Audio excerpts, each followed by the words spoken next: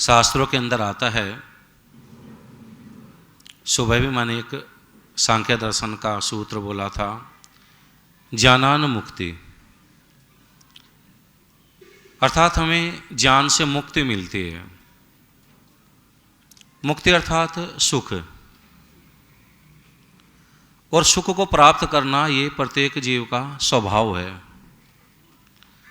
संसार के अंदर हम जो भी कुछ कर्म करते हैं, जो भी कुछ कर्म करें, फिर बोलता हूं, कह रहा हूं, जो भी कुछ कर्म करें, पाप रूप करें चाहे पुण्य रूप करें, धर्मयुक्त करें चाहे अधर्मयुक्त करें, ठीक करें चाहे गलत करें, समझ से करें चाहे बेसमझ करके करें, लेकिन जब भी जीवात्मा कोई कर्म करता है, कर्म करने के पीछे उसका केवल एक ही तात्पर्य होता है, सुख की प्राप्ति करना। और जीव वैसे ही कर्म कर सकता है जैसे उसका ज्ञान होता है। ज्ञान का जो आधार होता है, कर्म का जो आधार होता है वो ज्ञान होता है। ये सब हमका अनुभूत विषय है। कई बार जब अनजाने में हम कोई गलत कर्म कर देते, क्या कहते हैं, मुझे पता नहीं था। यदि पता होता तो ठीक करता। पता का मतलब ज्ञान। हमारे छोटे छोटे बच्चे होते हैं, जब कोई काम बिगाड़ देते हैं तो क्या कहते हैं, तुझे इतना भी नहीं पता था ये काम कैसे करना है। फिर हम क्या बताते हैं उसको, बेटे इसको ऐसे नहीं करना, इसको ऐसे करना, इसको यहाँ नहीं रखना, इसको वहाँ रखना, बेटे बड़ों के साथ ऐसे बात करनी, बेटे घी में आहुति दे रहे हैं तो चम्मच ऐसे पकड़नी, आहुति ऐसे देते हैं, बेटा जल सिंचन ऐसे करते हैं, बेटा बड़ों का सम्मान ऐसे करते हैं।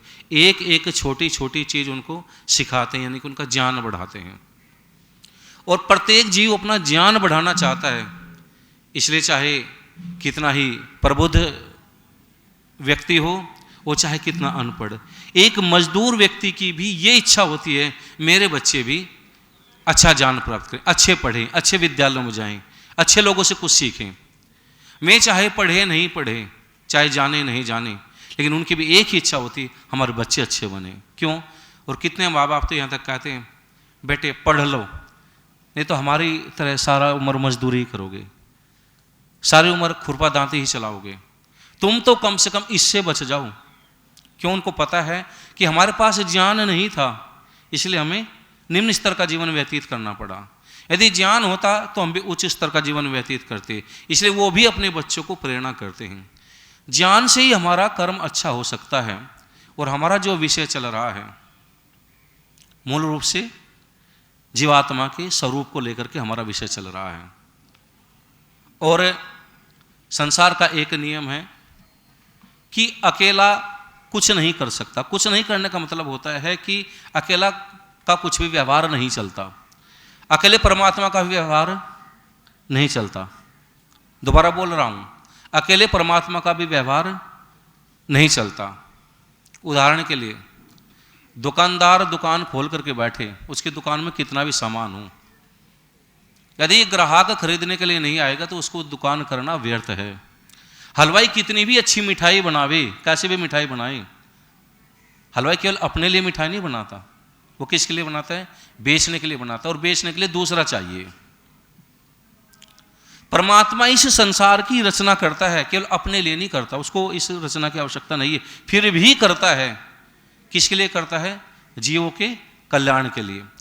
आर्य समाज के एक बहुत बड़े शास्त्रार्थ महारथी, अधिकांश हम सब लोग उनसे परिचित हैं, पंडित रामचंद्र देहलवी जी।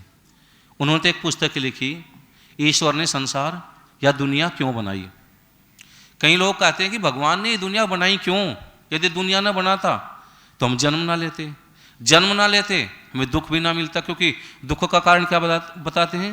दुख, न्याय दर्शन क्या कहता है? दुख जन्म प्रवृत्ति दोष मिथ्या जाना नाम उत्तरोत्तर अपायाद तदंतर अपायाद अपवर्ग। अर्थात जन्म होगा तो दुख भी होगा, यदि जन्म ही ना होता तो दुख भी ना होता। और दुख के पीछे प्रवृत्ति, हमारे शुभ अशुभ जो कर्म होते हैं, जब भी हम अशुभ कर्म करेंगे उसका निश्चित रूप से हमें दुख मिलना ही मिलना है। तो यदि हम इन विषयों को अच्छी प्रकार से जानते हैं और जान करके फिर हम कर्म करते हैं तो हम बहुत सारे दुख से बच जाते हैं। इसका एक छोटा सा उदाहरण, स्वरूप की चिंता वो तो करेंगे ही, लेकिन इसकी हमें इसको जानने की आवश्यकता क्या? अच्छा मैं आपसे पूछता हूँ, जीवात्मा साकार है निराकार है, हमारा कुछ इससे बिगड़ रहा है क्या? हमारी रोजी रोटी में कुछ कमी आ रही क्या? इसलिए तो बहुत सारे लोग इन सब बातें नहीं करना चाहते। वो कहें भाई आवश्यकता क्या है, हमारा तो घर परिवार अच्छा चल रहा है, हमारा विद्यालय अच्छा चल रहा है, हमारी नौकरी अच्छी चल रही है, पैसा अच्छा कमा रहे, जीवात्मा साकार हो निराकार हो कुछ भी हो, हम क्यों उस पचड़े में पड़े? सामान्य इसीलिए तो इन विषयों को सुनने के लिए नहीं आता कोई लोग। क्यों नहीं आता? क्योंकि वो ऐसा समझते हमें इनकी आवश्यकता नहीं है। एक वो एडवर्टाइज आया करता था, रेलवे की तरफ से बना था। रेलवे का फाटक बंद होता है, रेलवे का फाटक जब बंद होता है तो किस लिए होता है रेलवे का फाटक बंद? कि रेल आने वाली है और यात्री फाटक को पार न करें। लेकिन कुछ अनाड़ी लोग होते हैं, वो उसमें भी अपना बड़प्पन मानते हैं, नीचे से निकल जाएंगे, बराबर से निकल जाएंगे, ऊपर से निकल जाएंगे, और फाटक बंद है, एक यात्री कह रहा है, जाने वाला कह रहा है, क्या फर्क पड़ता है? वो टीवी पर देखा होगा आप सब लोगों ने भी। फिर वो फाटक पार करने की कोशिश करता है, रेल आती है, वो कट कर मर जाता है। फिर हमारे यहाँ आई भाई, जीते जी दंगम दंगा, मरे पीछे नुआवा गंगा। चाहे जीवित को पानी ना दें, लेकिन मरे हुए को तो फूल डालते हैं। फिर भी उसका चित्र उसके घर में दीवार पर टांगा जाता है, उसके ऊपर एक माला चढ़ाई जाती है। फिर वो लोगों को समझाने के लिए वहाँ उससे उस चित्र से बुलवा जाता है। फर्क तो पड़ता है भाई, फर्क ये पड़े कि यदि नीचे रुक जाता तो दीवार पर ना टंगता, नहीं नीचे रुका तो दीवार पर टंगना पड़ गया। तो फर्क तो पड़ता है। जो लोग ये कहते हैं कि जानने की क्या आवश्यकता है, जानना जरूरी है, सामान्य रूप से कोई फर्क नहीं पड़ता। लेकिन कभी जब ऐसे बिंदु आते हैं, हम उलझ करके रह जाते हैं, और कई बार हम पाप कर्म भी अवश्य ही कर जाते हैं। क्या फर्क पड़ता है यदि हम इन स्वभाव को, ईश्वर के नियमों को, जीवात्मा के स्वरूप को नहीं समझते?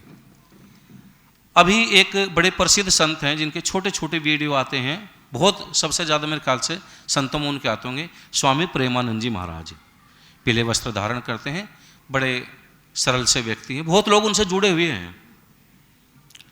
उत्तर प्रदेश का एक पुलिस अधिकारी पिछले दिनों बड़ी चर्चा में रहा, बहुत चर्चा में रहा, संभल में। उसका क्या नाम था जी? आपका पड़ोसी है ना जी, अनुज चौधरी बडेड़ी वाला। ये बड़ी चर्चा में रहा संभल के दंगों में। तो कितना भी बड़ा अधिकारी हो, कुछ भी हो, व्यक्ति के जीवन में समस्याएं आती है, और उन समस्याओं के समाधान के लिए वो किसी से अपने से अधिक जानने वाले के पास पहुंचता है। यदि उसकी समस्या का समाधान ठीक प्रकार से हो जाए, यानी कि वो ठीक प्रकार से उस विषय को जान ले, तो अच्छे कर्म कर सकता है। वो प्रेमानंद जी महाराज के पास गया, सामने बैठा हुआ प्रेमानंद जी उनके आगे बैठे हुए हैं, और भी लोग हैं, शंकाओं का समाधान कर रहे हैं। वो पूछता है, जी हमारे जीवन के अंदर कई बार ऐसी समस्या आती है, हम पुलिस विभाग में हैं, हमने किसी व्यक्ति को पकड़ा, और पकड़ करके उसके ऊपर कोई आरोप लगा गया कि इसने ये अपराध किया है। हम उसको पीटते भी हैं, मारते हैं, दंडित करते हैं, 3rd डिग्री तक देते हैं, लेकिन कई बार वो यही कहता रहता है कि ये अपराध मैंने नहीं किया।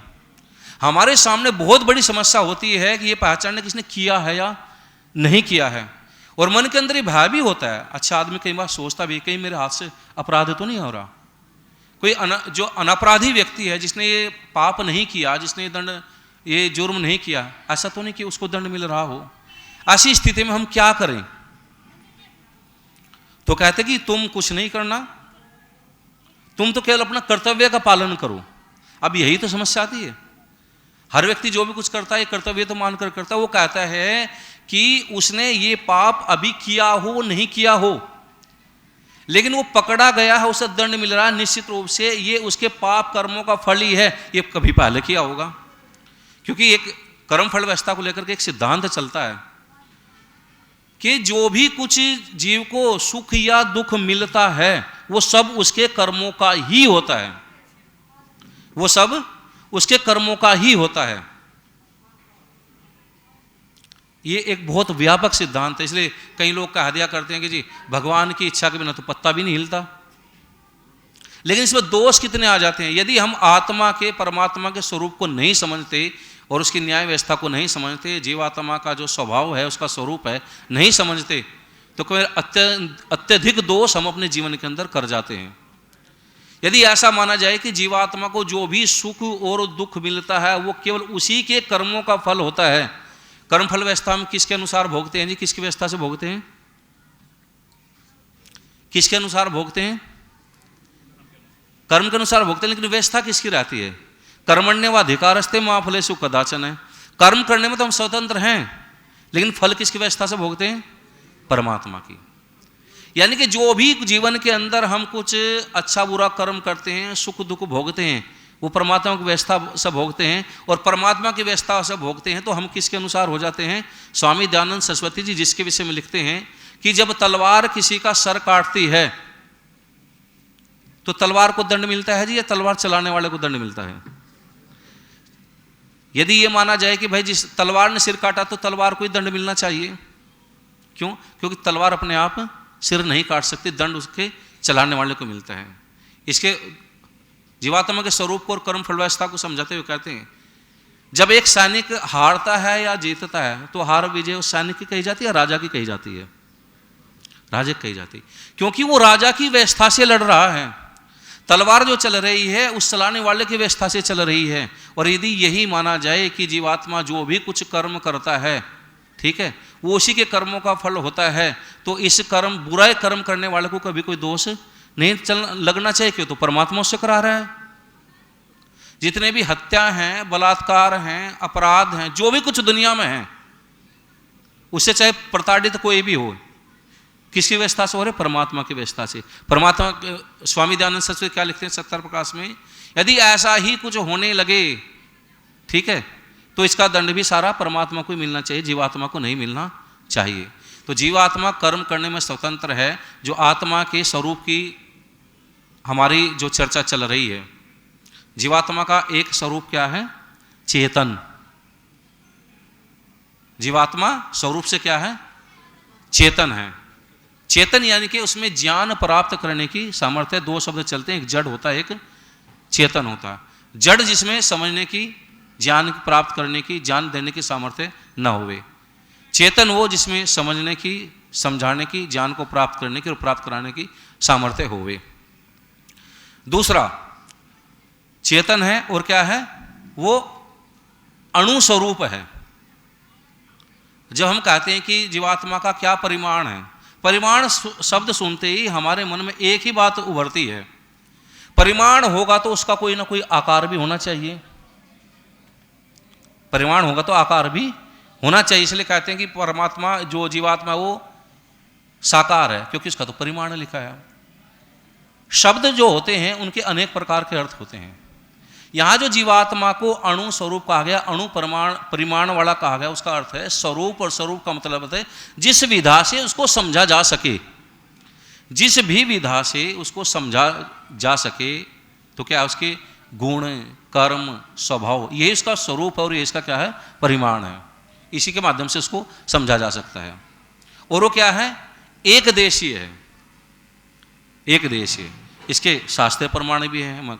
कल भी बोला था, हालांकि विश्व भंडवा दिया यहाँ के आयोजकों ने, कल में कहा था इसको विश्व को अभी रहने दो, कि नहीं हमारे मन की जिज्ञासा नहीं समाप्त हो रही है। उसका क्या है? एषो अणु बालादग्र शतभागस्य शतधा कल्पितस्य च भागो जीव है स विज्ञेय है। यानी कि जीवात्मा क्या है? बालाग्र शतभागस्य। बाल का, हमारा जो केस होते हैं, बाल होते हैं, इसका अग्रभाग यानी इसके नोक मान लिया जाए, साधारण समझे, उसका 100वां भाग, बालाग्र शतभागस्य शतधा कल्पितस्य च, और उसका जो 100वां भाग हुआ, बाल के अग्रभाग का 100वां भाग, फिर उसका भी 100वां भाग यदि कर दिया जाए, यानी कि बाल के अग्रभाग का जो 1000वां हिस्सा है, लेकिन इसमें कोई कह सकता 1000वां हिस्सा कम से कम उसका कुछ तो परिमाण होगा। तो ध्यान रखना, ये उसका जो है आकार बताने के लिए नहीं है, ये क्या है? वो केवल उसको समझाने के लिए है। इसे यदि दृष्टि से कहा जाए, शास्त्र इसको कहता है हीन उपमा। जब किसी की बात समझ में कोई बात ना आवे, जैसे कहते हैं कि भाई परमात्मा कितना बड़ा, वो कहते हैं इतना इतना इतना, फिर हम अंत में एक शब्द प्रयोग करते हैं, बहुत बड़ा, जिससे बड़ा कोई भी नहीं है। बहुत बड़ा, जिससे बड़ा कोई भी नहीं। हाथों से तो माफ करके बता नहीं सकते।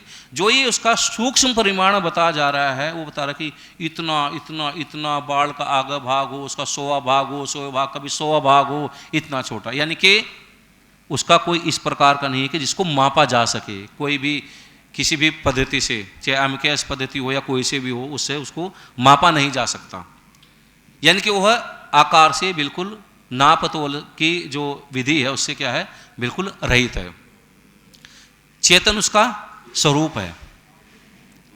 और क्या कहा, एक देशीय, एक स्थान पर रहने वाला है। जैसे अभी आप लोग बोल रहे थे, स्वामी दयानंद सरस्वती क्या लिखते हैं इसके विषय में, यदि वो व्यापक होता तो आवागमन, जन्म मरण, ये इसके बंधन में, क्योंकि जो व्यापक ही होता तो व्यापक तो न आएगा कहीं, न जाएगा, आ नहीं सकता, जा नहीं सकता।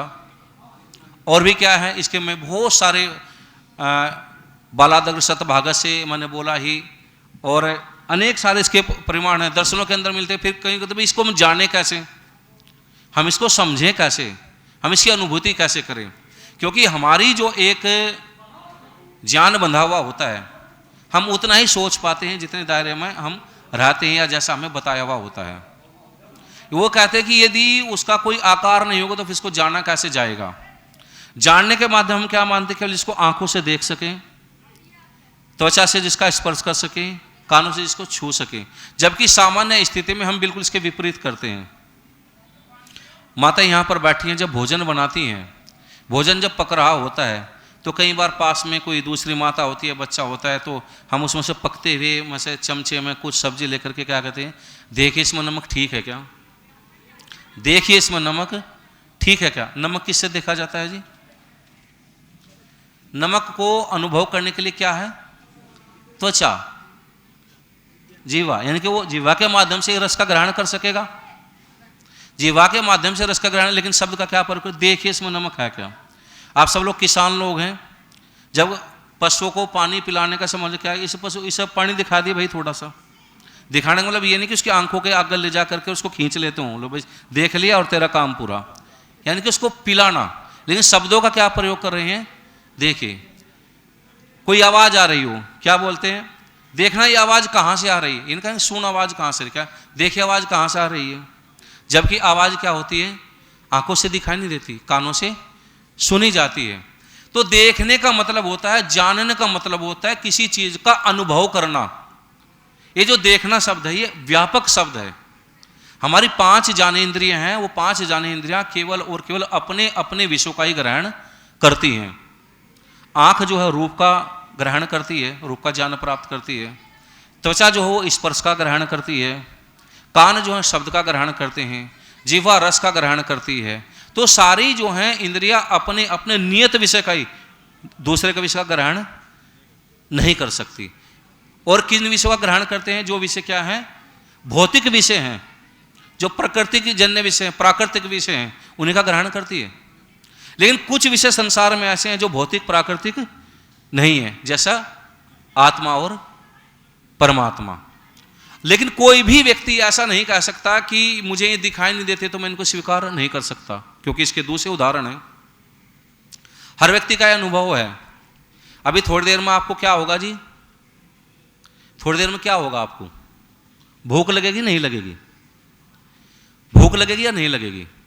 अच्छा, भूख को आप आंख से देखोगे, कान से सुनोगे, स्पर्श करोगे। यदि आप कहे कि मुझे भूख लग रही है और कोई आपको ये कहने लगे कि दिखा कहाँ लग रही भूख, आपको दिखा नहीं पाओगे, क्योंकि ये क्या है, ये अनुभव का विषय है। और अनुभव कहाँ से करता है जीवात्मा, इंद्रिय से तो बाहर के विषयों को करता है, लेकिन अंतःकरण के जितने भी उनका ऐसे करता है, मन से करता है। ऐसो आत्मा चेतसा वेदितव्य, यानी कि जो आत्मा है ये कहाँ से, चित्त के द्वारा, चेतसा वेदितव्य, चित्त के द्वारा इसका ज्ञान प्राप्त करो।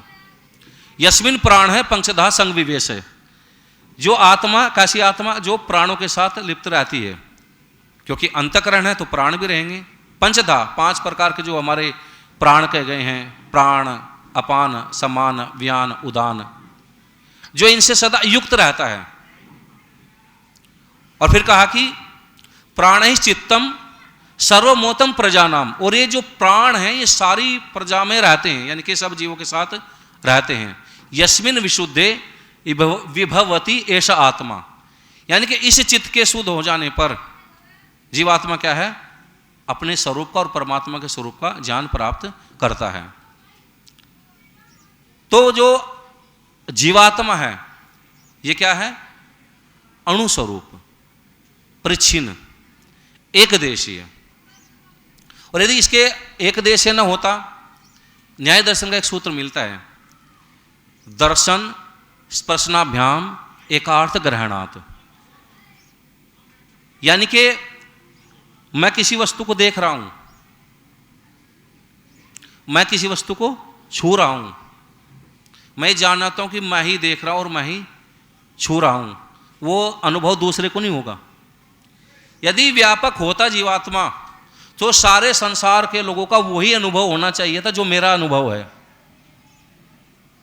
सारे संसार के लोगों का वही अनुभव होना चाहिए था जो मेरा अनुभव है, यदि व्यापक होता। मैं दुखी हो रहा हूं, दूसरा व्यक्ति बड़ा प्रसन्न हो रहा है। क्यों? क्योंकि सबको अपने अपने कर्मों के अनुसार, एक सांख्य दर्शन में सूत्र आता है, कर्म वैचित्र्यात् सृष्टि वैचित्रम।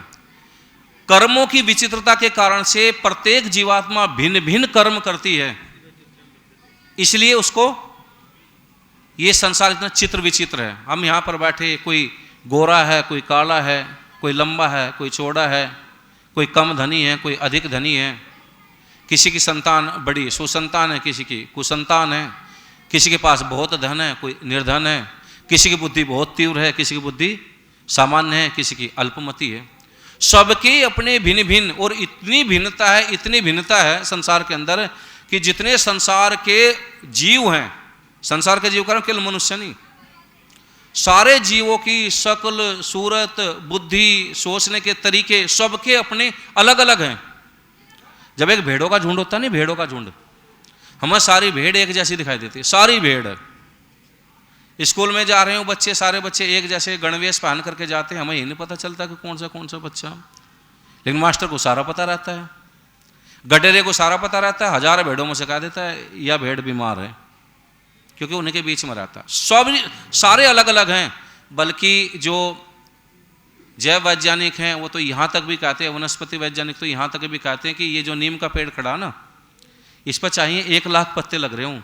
यदि 1 लाख पत्तों का भी सूक्ष्म परीक्षण किया जाए तो हर पत्ते की भी संरचना अपनी अलग है, सारे पत्ते भी एक साथ नहीं मिल सकते, सब अपने अलग अलग हैं। क्यों है? क्योंकि सबके अपने कर्म अलग अलग हैं। कर्मों की विचित्रता के कारण से सबके जो अपने ये है, प्रकृति के अंदर, संसार के अंदर इतनी भिन्नता देखने को मिलती है।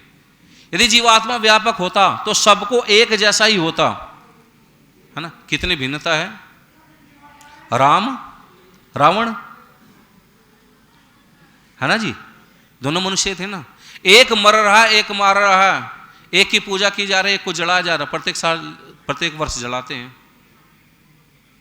यदि दोनों एक जैसे होते या एक व्यापक आत्मा होती तो जलने का दुख दोनों को होता या मरने का दुख दोनों का होता। चलो आज तो पुतला जला रहे हैं, लेकिन जब कभी वास्तव में मरा होगा, रामचंद्र जी ने बाण मारा होगा, तो दोनों को एक जैसा दुख होता। जीत का हर्ष भी एक जैसा ही होना चाहिए था, लेकिन एक मर रहा है, एक मार रहा है, एक ले रहा है, एक दे रहा है, एक प्रसन्न हो रहा है, एक दुखी हो रहा है। एक झोली में फूल खिले हैं, एक झोली में कांटेरे, कोई कारण होगा, और वो कारण क्या है? ये अपने कर्म हैं। कर्म वैचित्र्या सृष्टि वैचित्र्यम, कर्मों की विचित्रता के कारण से सबके अपने मन, बुद्धि, चित्त, अहंकार, जिस अंतःकरण चतुष्टय के कारण से जो जीवात्मा के साधन है वो सुख दुख भोगता है, वे सबके जो अपने कर्म हैं वो कर्म के कारण से, यानी कि सबकी जो जीवात्मा है वो अपनी अलग अलग है। अच्छा, कुछ इसमें कह देते हैं जी कि व्यापक तो है, पर अंतःकरण सबका अलग अलग होने के कारण से, अंतःकरण सबका अलग अलग होने के कारण से उस शरीर में जीवात्मा को जो अंतःकरण मिला बस वो उसी के सुख दुख भोगेगा। एक वाक्य चलता है, बुद्धि पूर्वा वाक्य कृति वेद है। परमात्मा की जो रचना है कोई भी निरर्थक नहीं है। परमात्मा को ने जब प्रत्येक जीव को अंतःकरण दिया, ठीक है, वो केवल किसके लिए दिया? उस जीवात्मा के लिए दिया। उस जीवात्मा के लिए दिया गया, तो वहां जो दूसरी जीवात्मा है उस शरीर में प्रवेश करके कुछ भी अपना प्रभाव नहीं दिखा सकती, यानी कि अपने अनुरूप प्रधान जीवात्मा को प्रभावित करके उसके सुख दुख में किसी प्रकार का कोई हस्तक्षेप नहीं कर सकती। नहीं कर सकती तो उसका वहां रहना व्यर्थ हुआ, और परमात्मा की रचना कभी भी व्यर्थ नहीं हो सकती। इसलिए जीवात्मा सदा क्या है? एक देशीय है। अब कुछ लोग कहते हैं कि भाई व्यापक है, कुछ तो मानते हैं सर्वव्यापक। इसमें व्यापक में भी तो कई चीजें हैं, कुछ सर्वव्यापक मानते हैं और कुछ मानते हैं क्या है कि जी बस जितना शरीर है इतनी है। हाथी के शरीर में हाथी जितनी बड़ी जीवात्मा, मनुष्य के शरीर में मनुष्य जितनी बड़ी जीवात्मा, गाय भैंस के शरीर में गाय भैंस जितनी बड़ी जीवात्मा। अब इसका फिर क्या माना जाए? यदि ये माना जाए कि मनुष्य के शरीर के अंदर जो जीवात्मा है वो मनुष्य के शरीर के आकार की है, तो किसी का हाथ भी कट जाता है जी? नहीं कट जाता। तो फिर जीवात्मा भी कटनी चाहिए, क्योंकि जब हाथ कटा, शरीर का कोई अंग अलग हुआ, तो फिर जो उसके हाथ मेरी नाखून के अगले भाग तक जीवात्मा यदि होती तो फिर वो आत्मा भी कटनी चाहिए। और कटता और जुड़ता वो है जो सा अवयव हो, सा अवयव हो, यानी कि अवयवों से, यानी कि अणुओं से, परमाणुओं से मिलकर के बना हुआ हो। एक शब्द होता अवयव और एक कहते हैं अवयवी। जैसे हमारा शरीर है, इसको क्या कहेंगे? अवयवी। लेकिन नाखून, उंगली, हाथ, ये सब क्या है? सारे के सारे क्या है? अवयव हैं। अनेक अवयवों को मिलकर के एक अवयवी बनता है, जिस प्रकार से अनेक वर्णों को मिलकर के एक पद बनता है, शब्द बनता है। अनेक शब्दों को मिलकर के एक वाक्य बनता है, ठीक है ना जी? इसी प्रकार से अनेक अवयवों को मिला करके एक अवयवी बनता है। जैसे हमारा शरीर है, इसके अनेक अवयव हैं। जब यदि अवयव अलग होगा तो अवयव भी अलग होगा। अवयवी अलग होगा तो नष्ट होने वाला होगा। नष्ट होने वाला जो होता है सदा क्या होता है? वो जड़ होता है। ध्यान रखना, नष्ट होने वाला जो होता है वो सदा जड़ होता है, क्योंकि जड़ ही मिलकर के बनता है और जड़ ही अपने कारणों में विलीन हो जाता है। जो कारणों से नहीं बना, जो कारणों से मिलकर के कार्य नहीं बना, तो कभी कारणों में विलीन भी जाकर के नहीं होगा। तो इसलिए क्या है, यदि ये माना जाए कि जीवात्मा व्यापक है तो जीवात्मा को फिर नाशवान भी मानना पड़ेगा, छिन्न भिन्न होने वाले भी माननी पड़ेगी, उसके टुकड़े होने वाले भी मानने पड़ेगी। और टुकड़े उसी के हो सकते हैं जो मिलकर के बना होता है, और मिलकर के जो बनते हैं वो केवल और केवल जो भौतिक पदार्थ है, जो जड़ पदार्थ है, वही होते हैं। लेकिन संसार का कोई भी प्राणी, चाहे जीवात्मा को सर्वव्यापक माने चाहे एक देश माने, कोई भी ये नहीं कहेगा कि जीवात्मा जड़ है, चेतन नहीं है। चेतन सब स्वीकार करते हैं, और चेतन सदा वही होता है जो अवयव से मिलकर के नहीं बनता। चेतन तो क्या करता है? बनाता है। चेतन बनाता है और चेतन के लिए बनाए जाते हैं। जड़ जो होता है वो कभी अपने आप नहीं बनता, चेतन उसको बनाता है। और किसके लिए बनाता है? चेतन के लिए ही बनाता है।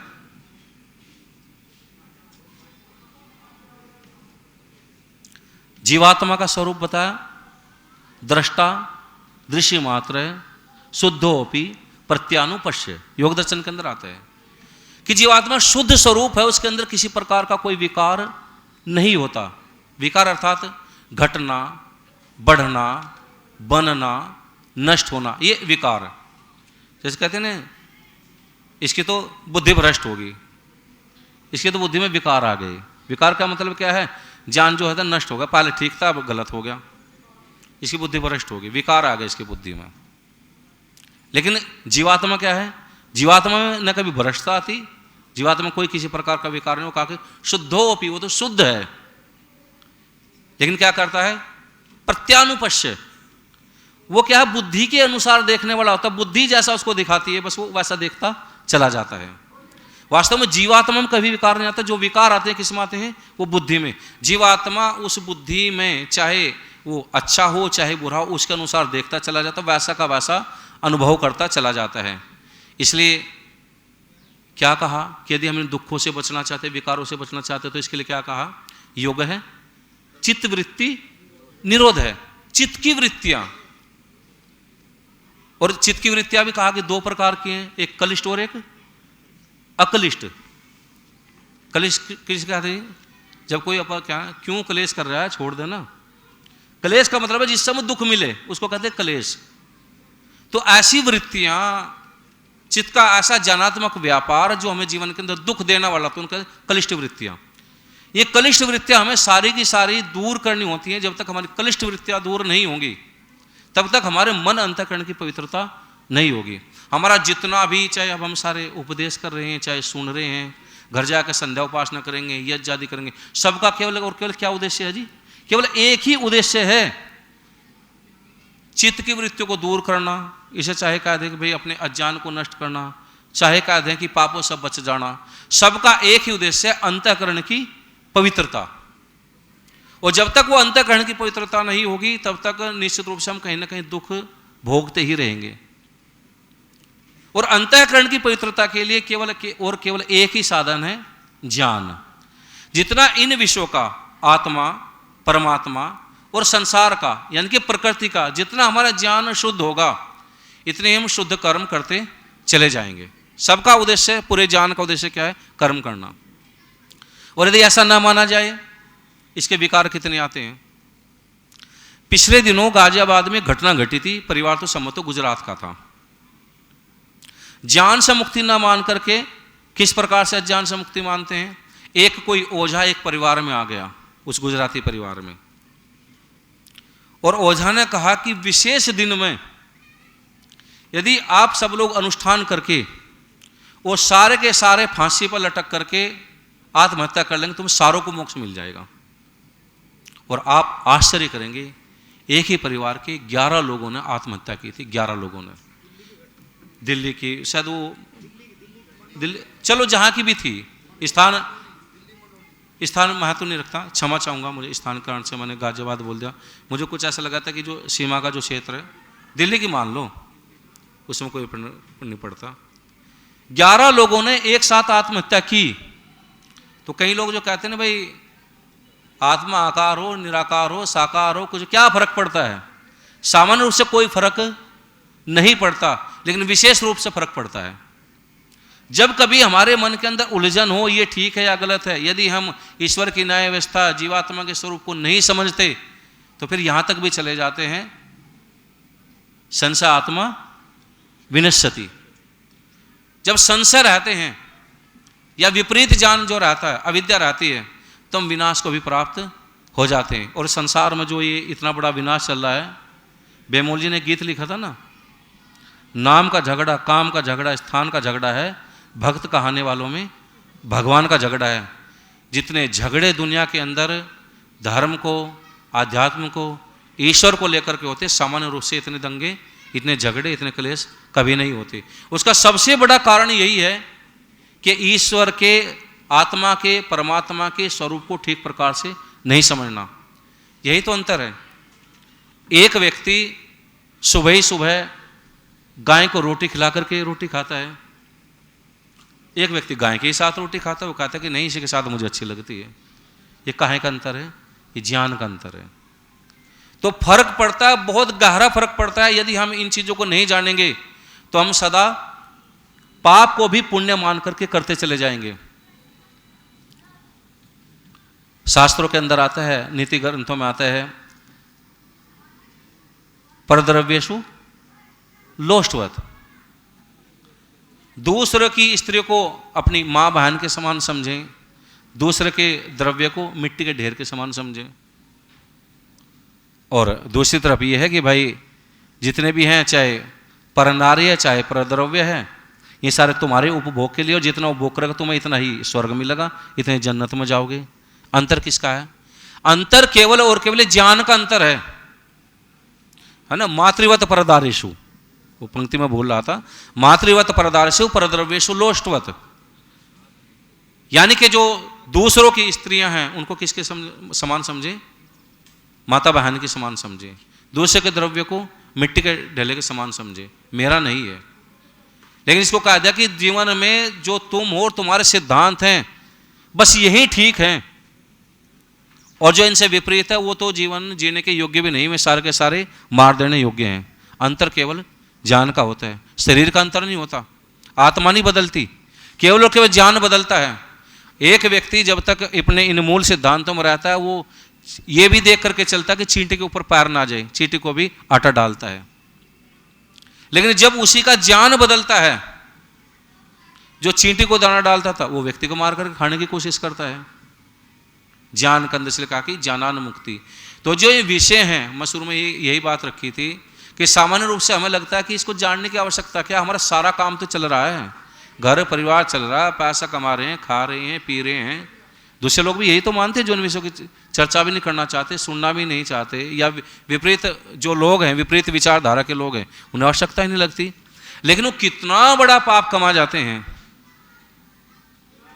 एक मांस बेचने वाला जो व्यापारी होता है ना, मांस बेचने वाला जो सुबह से लेकर के शाम तक जीव हत्या करता है, उसका भी ज्ञान होता है कि भाई मैं जब अपनी दुकान मांस की खोलूंगा, उसके वहाँ जो एक काली की या किसी की मूर्ति टंग रही है उसके ऊपर भी धूप बत्ती करता है, और उसके मन के अंदर भाव ये भरा हुआ है कि यदि इसे धूप बत्ती करूंगा तो ये देवी प्रसन्न हो जाएगी, शायद मैं पाप से बच जाऊंगा। क्यों नहीं बचता? क्योंकि वो कर्म इसी प्रकार के करता है। तो कहा कि ये ज्ञान, इसलिए आत्मा के स्वरूप को समझना, आत्मा क्या करता है, अल्पज्य है, सर्वज्ञ है, एक देशीय है या सर्वव्यापक है। तो जीवात्मा अल्पज्य, एक देशीय, परिच्छिन्न और ईश्वर की व्यवस्था के अनुसार चलने वाला, अपने कर्मों के अनुसार फल को प्राप्त करने वाला, ये आत्मा का स्वरूप है। तो यदि हम इस आत्मा के स्वरूप को जान करके अपने को कर्मों को करेंगे तो निश्चित रूप से हम जीवन के अंदर सदा और अधिक अपने उद्देश्य की ओर बढ़ते रहेंगे, नहीं तो फिर क्या होगा, और अधिक हम पीछे की तरफ चलते चले जाएंगे।